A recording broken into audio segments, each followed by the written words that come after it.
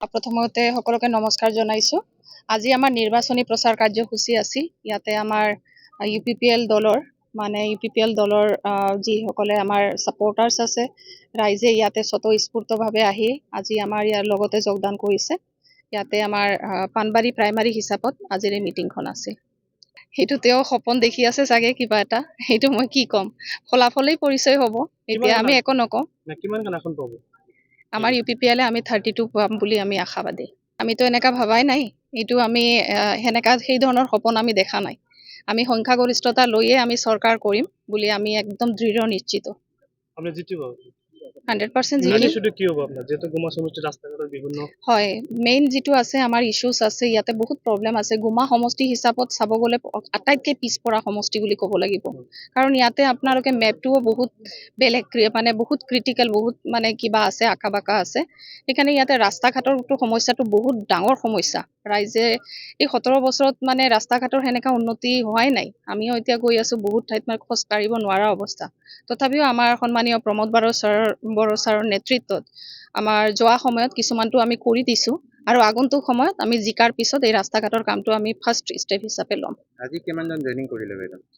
আজি জইনিং কাৰ্যসূচী সেনেকে নাই, আমাৰ আলোচনা হৈছে ইয়াতে, আৰু জইনিঙৰ কাৰণে সকলোৱে সাজু হৈছে। আমি খুব সোনকালে ইয়াতে এটা ডাঙৰ জইনিং প্ৰগ্ৰাম অনুষ্ঠিত হ'বলৈ গৈ আছে।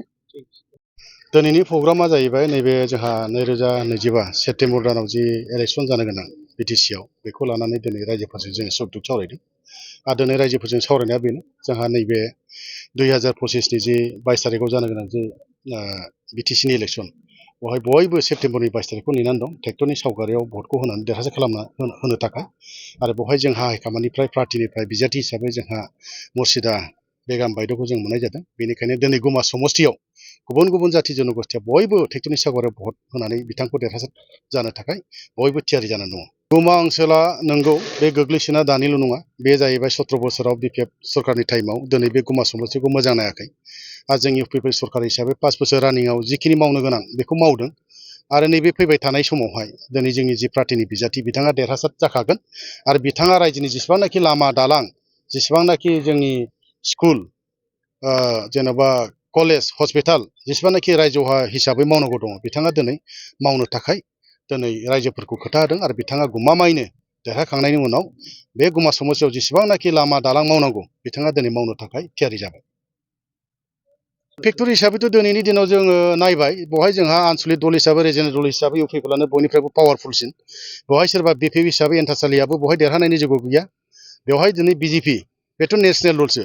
आन्सलिक दल हिसाबै जोंहा बिटिसिआव आन्सलिक दलावनो थानांगौ होननानै दिनै रायजोफ्रा खोथा होदों।